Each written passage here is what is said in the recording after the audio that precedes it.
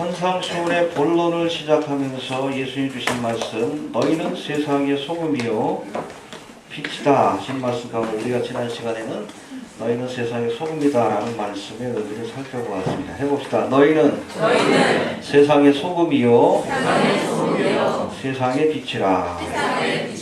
할렐루야. 마땅히 그렇게 되어야 합니다. 소금에 관해서 우리가 지난 시간에 살펴봤는데, 이 소금은 세상에서 가장 순결한 존재요. 그래서 태양과, 로마인들이 생각하기에 태양과 바다가 세상에서 가장 순결한 것이다 라고 생각했는데, 이 소금은 그 둘이 만난 거예요. 순결한 것 중에 순결한 것, 그렇게 여겨졌습니다. 또 이 소금은 화폐와 같이 귀히 여김을 받는 것이었습니다. 우리 그리스도인들이 귀히 여김을 받아야 합니다.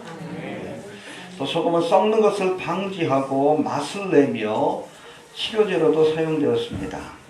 소금은 또한 하나님께 바쳐지는 제물, 이 소제에는 반드시 곡물을 갈아서 하나님 앞에 드릴 때는 소금을 빠뜨리지 말라라고 말씀하고 있습니다.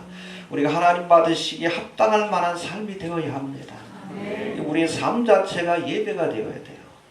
알겠습니까? 여러분들을 하나님께서 연락하실 만한, 기쁘게 받으실 만한 삶을 살아가야 합니다. 이해가 되십니까? 우리 성도의 삶 자체는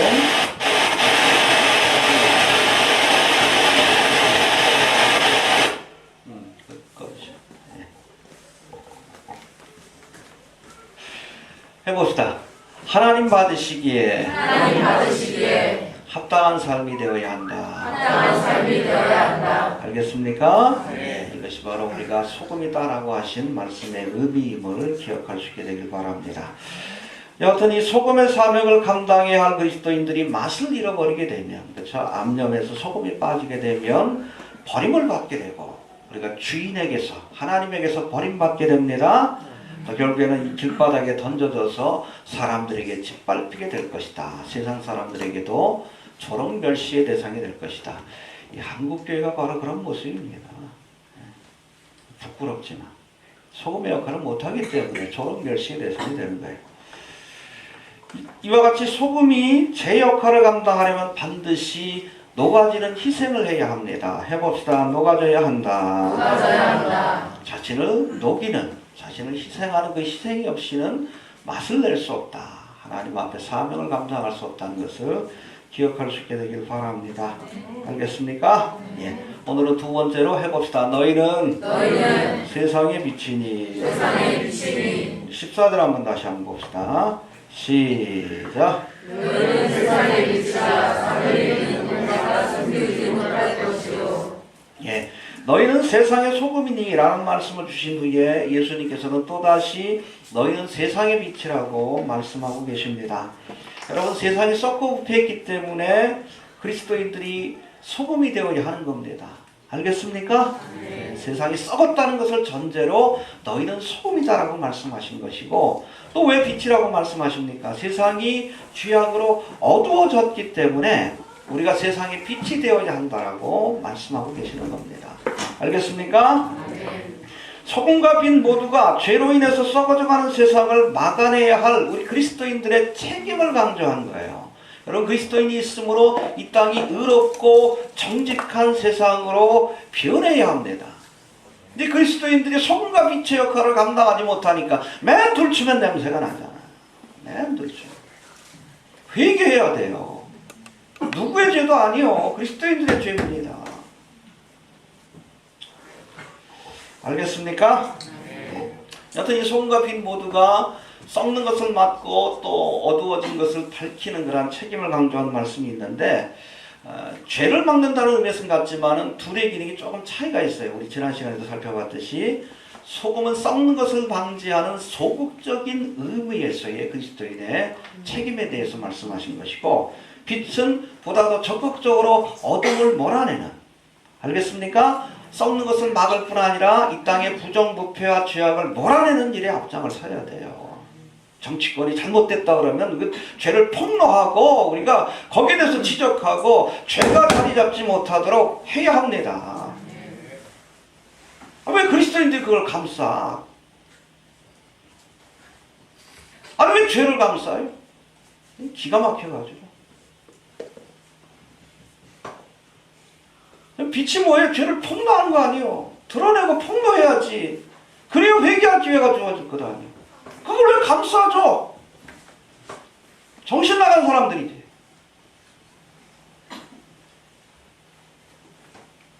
여러분, 이 사회에 죄가 자리 잡지 못하도록 우리 그리스도인들이 소금과 빛이 되어야 되는 거예요.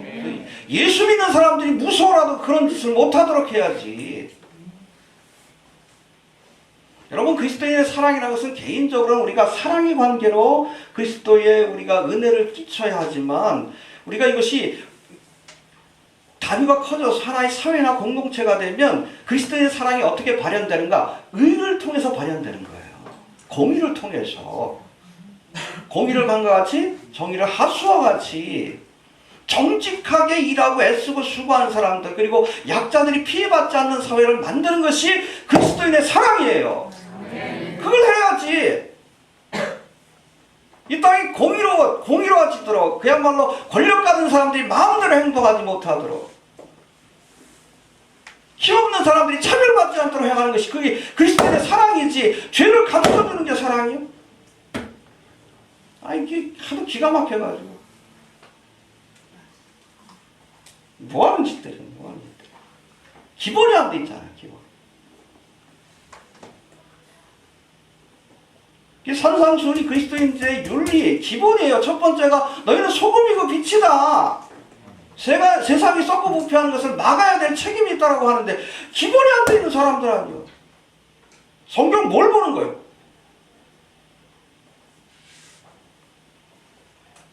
내가 복음을 보나? 응? 말도 안 되는 소리. 답답합니다. 회개해야지.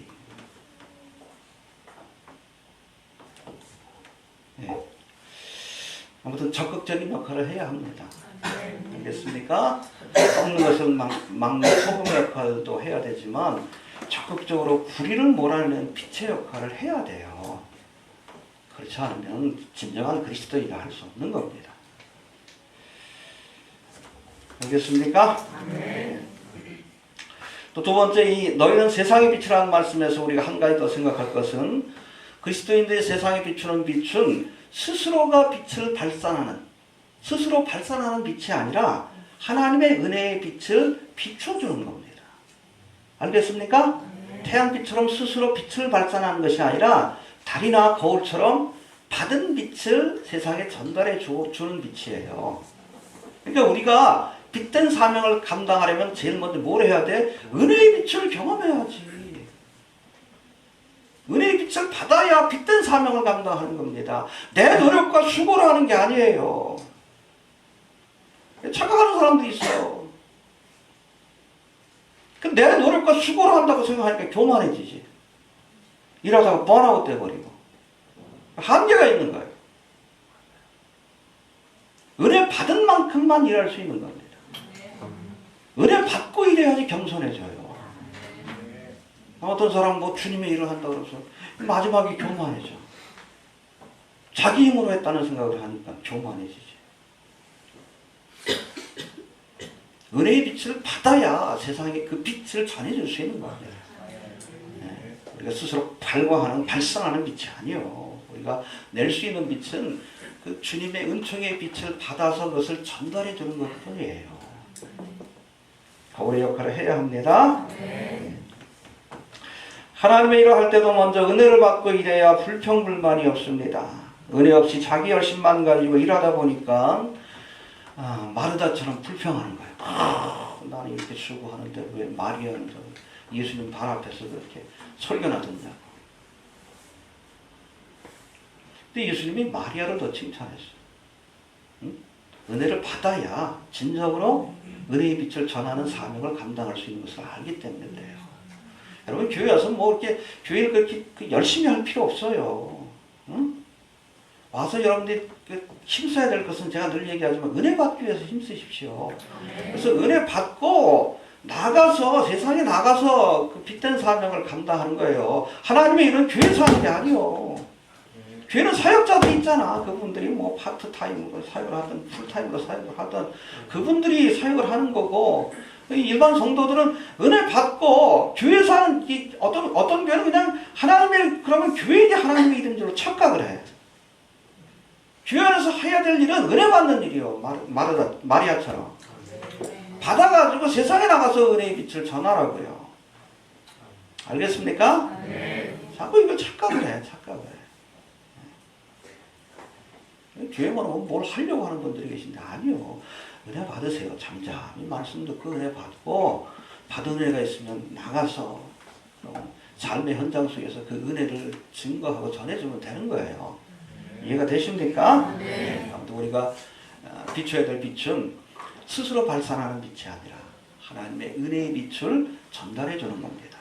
그래서 빛된 삶을 감당하려면 반드시 우리가 은혜의 빛을 먼저 경험해야 하는 거예요. 이해가 되십니까? 네.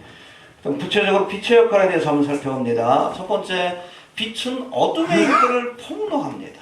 해봅시다. 빛은 어둠의 일을 폭로한다. 드러내야 돼. 선지자의 사람이야. 세례요한이 그래서 목이 잘렸잖아. 헤로당 보고 어떻게 동생 마누라하고 살 수 있느냐. 방심을 풀어가지고 그 부인이 그냥 딸을 시켜가지고 목을 달라고 그랬잖아. 목이 잘려도 할 말은 하는 거예요. 응? 괜찮아. 감싸주는 게 우리 교회가 할 일이 아니에요. 무서운 사람이 돼야 합니다. 죄 앞에서는 우리 그리스도인들이 죄를 폭로해야 돼. 어둠이 왜 빛을 싫어합니까? 그 어둠에 있던 일들이 드러나기 때문에 그래요. 빛을 통해서. 그러니까 공생의 기간 동안에 바리새인 서기관들이 그렇게 싫어했잖아. 예수님이 오시기 전에 나름대로 거룩하다라고 인정을 받았거든. 그렇죠? 여러분 회색도 검은 색깔하고 같이 섞여 있으면 하얗게 보여. 근데 빛 대신 주님이 오시니까 정체가 드러난 거예요. 얼마나 저들이 위선적이고 교만한 사람들인가를 드러내십니다. 이 회칠함보다 많은 이 독사이다 싶더라고요. 그러니까 여러분 예수님을 싫어하지. 그게 나중에 십자가에 못 박는 거예요. 그래도 여러분 죄를 드러내야 돼요. 알겠습니까? 해봅시다. 죄를 드러내야 한다. 두 번째, 이 빛은 방향을 제시하는 역할을 합니다. 해봅시다. 방향을 제시한다. 어두운 밤바다를 항해하는 배가 뭘 보고 방향을 잡아? 등대. 라이트하우스라고 그래요. 빛을 보고서 저쪽으로 가야 소망의 항구가 저기 있구나. 우리 세상 사람들에게 우리가 마땅히 가야 할 길, 인생이 가야 할 길. 너희가 결국 이 모든 말씀을 들었으니 여호와를 경외하고 그 명령을 지킬지어다. 이것이 사람의 본분이다. 할렐루야. 우리가 마땅히 행해야 될 일들, 그리고 소망해야 될 오메가 포인트가 뭔가를 보여줘야 돼. 세상은 다 어떤 겁니다. 우리가 궁극적으로 가야 할 본향이 있다는 사실, 하나님의 나라가 있다는 사실, 그걸 보여주고 인생이 마땅히 가야 할 방향을 제시해야 돼, 교회가. 알겠습니까? 교회가 왜 그걸 못하는 거예요? 장망성과 같은 이 땅의 온갖 욕심에 미혹되어서 살도록 매 그냥 삼박자 축복이 엉뚱한 소리를 하는 거지. 우리가 보여줘야 될 여러분 방향이 어디요? 소망의 항구인 하나님의 나라를 보여줘야 돼. 여러분 기독교는 내세지향적인 종교입니다. 하나님의 나라를 사모하게끔 해야 돼. 왜 여러분 내일도 통합적 고향에 가가지고 목사님들 세미나 하는데 어제 연락하시는데 생각보다 많이 안 왔고 아니 상관없다고 했어요. 재림의 복음에 대해서 관심이 없어. 이 땅에서 잘 먹고 잘 살고 교회 부흥시키고 월급 많이 받는 데 관심. 신앙이 타락하는 거예요. 헛되다는 걸 알아야지. 헛되가 헛되니 모든 것이 헛되도다. 이게 방향을 제시해줘야 돼, 교회가. 이건 아니다. 우리가 추구해야 될 가치는 이게 아니다. 동방의 권세가 아니다. 하나님의 나라와 의를 구해야 한다. 할렐루야. 한 번 죽는 것은 사람에게 정해진 것이고 후에는 심판이 있다. 하나님이 우리에게 약속하신 본향, 하나님의 나라가 있다. 보여줘야지. 등대와 같이. 엉뚱한 데 비추는 문제가 되는 거예요. 그렇죠? 당구를 비춰줘야 되는데 암초를 비춰줘. 오다 그냥 다 그냥 배가 깨져버리는 거다. 방향을 제시해야 합니다. 그런 가운데 이 빛은 실족지 않도록 도와줍니다. 우리 시편 119편 105절에 제가 좋아하는 말씀인데 해봅시다. 주의 말씀은 내 발의 등이요 내 길의 빛이니이다. 내 길의 빛이라는 것은 등대빛처럼 먼 데 있는 불빛이에요. 이거는 방향을 잡아가는 데 도움을 주는 겁니다. 그래서 우리 교회가 세상에 빛이 되어야 된다는 것은 우리 그리스도인들이 이 땅에 살아가는 사람들에게 마땅히 우리가 추구해야 될 삶의 모습이 어딘지 보여줘야 된다는 거예요. 그런가 하면 여러분 내 발의 등불이라는 뜻인데 영어 성경에 보면 램프라고 되어 있어요. 랜턴입니다. 왜 밤에 랜턴이 필요해요? 실족하지 않다. 앞에 뭐 돌이 있는지 아니면 구덩이가 있는지 절벽이 있는지 그거 봐야지. 이 등불 같은 것은 가까운 데를 비추는 겁니다. 이 빛은 등대빛은 먼 곳에서 방향을 잡아주는 것이고 등불은 뭐예요? 실족하지 않도록 도와주는 것이 등불의 역할입니다. 그래서 하나님의 말씀이 내 길의 빛이요 내 발의 등입니다. 할렐루야. 해봅시다. 실족지 않도록 도와주어야 한다. 예, 앞에 여러분 혼란과 재앙이 닥쳐올 때 그걸 알려줘야 돼. 이게 바로 등불의 사명입니다. 주의 오심이 임박했습니다. 그 얘기하라. 그걸 알려줘야 돼 교회가. 그 예언자적 사명이에요. 그게 바로 빛된 사명입니다. 넘어지지 않도록, 수렁에 빠지지 않도록, 환난에 넘어지지 않도록 비춰줘야지. 야, 하나님의 말씀으로 봐라. 성경의 예언대로 지금 모든 것들이 지금 진행되고 있지 않느냐.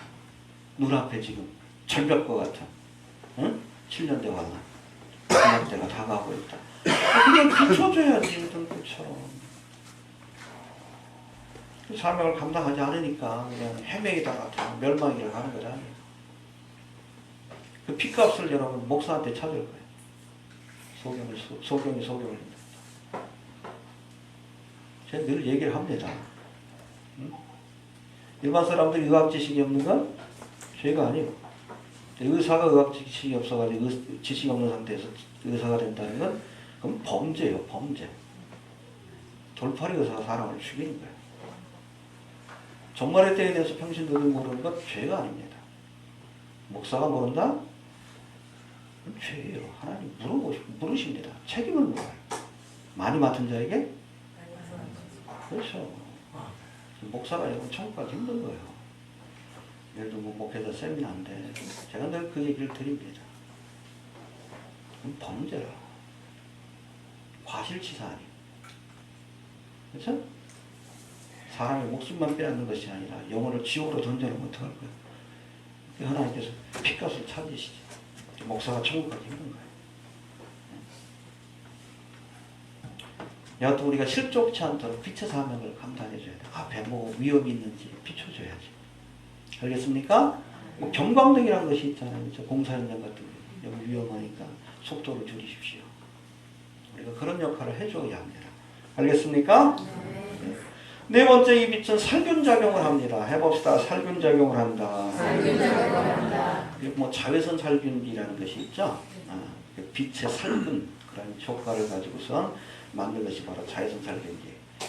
보통 뭐 주방에서도 쓰고 병원에서도 사용합니다. 이불이 우리가 눅눅해지면 햇볕에 말리잖아요. 건조도 되지만 살균 효과가 있기 때문에 가끔씩 말려주는 것이 좋다고 얘기를 합니다. 너희는 세상의 빛이라 하신 말씀은 바로 이 땅의 그리스도인들이 죄라는 균, 누룩을 박멸하는 자외선 살균기와 같은 그러한 역할을 해야 된다는 말씀입니다. 알겠습니까? 죄를 일소하는 일에 앞장을 서야 합니다.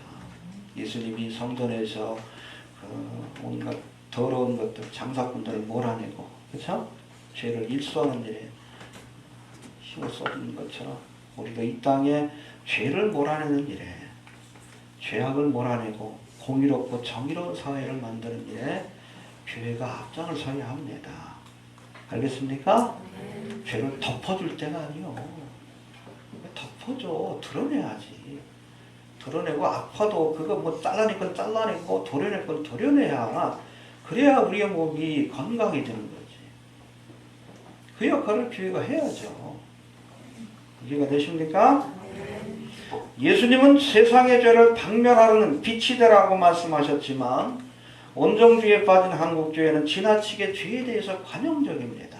교회가 먼저 죄에 대해서 너무 관용적이요. 그냥 뭐 은혜롭게 하자 그러면서 그냥 교회 안에 있는 죄들을 다 감추기 바라고, 그렇죠? 네? 성추행을 하고도 사회적인 무리 일으킨 목회자가 그냥 뻔뻔스럽게 해야 되면 다시 목회를 죄 없는 사람이 나한테 돌을 던지라. 어떤 소리예요?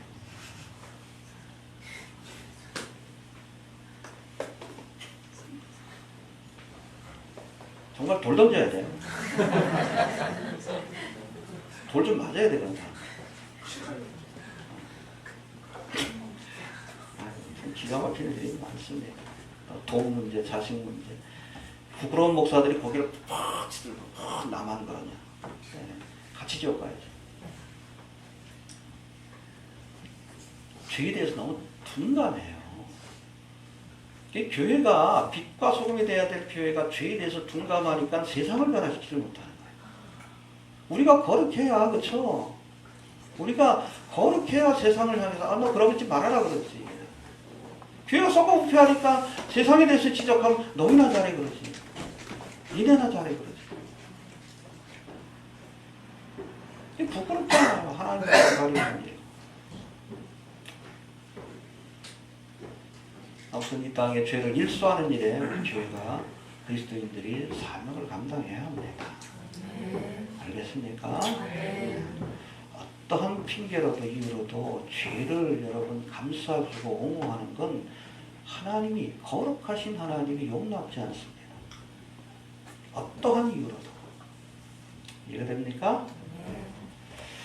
다섯 번째, 이 빛은 식물이 자라고 열매를 맺도록 도와줍니다. 해봅시다. 식물이 자라고 열매를 맺게 한다. 식물은 햇볕이 있어야 자랄 수 있고 열매를 맺을 수 있습니다. 광합성 작용으로 해서 이 식물의 잎이 뿌리에서 올라온 물과 그리고 공기 중에 있는 이산화탄소를 이용해서 영양분을 만들어내는데 그때 필요한 에너지가 바로 태양 에너지, 빛의 에너지입니다. 알겠습니까?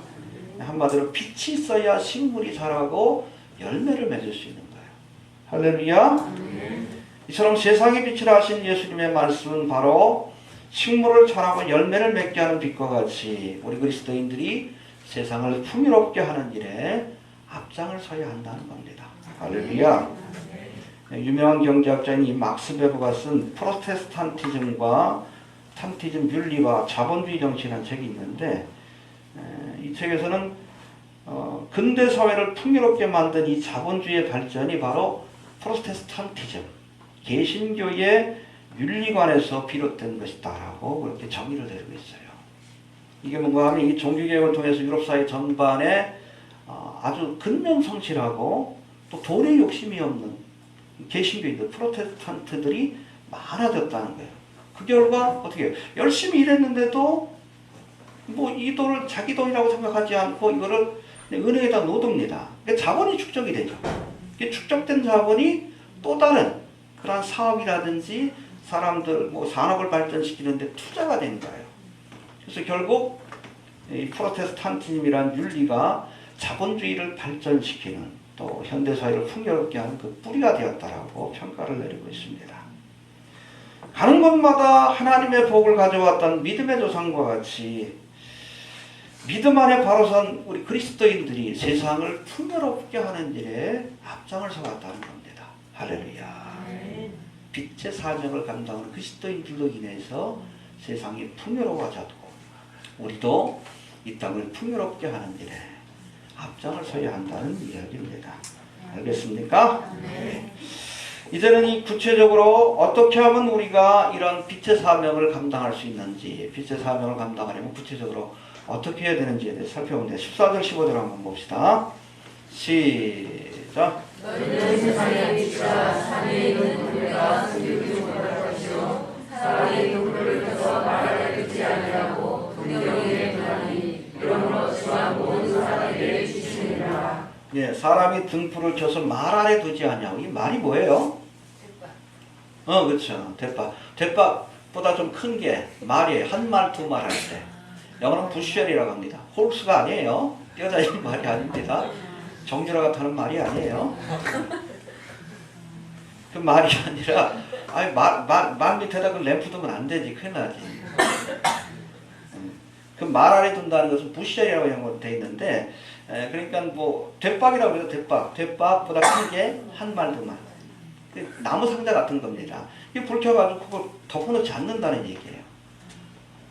그 램프 스탠드에다 올려놔야죠. 높은 곳에다. 비치도록. 알겠습니까? 예.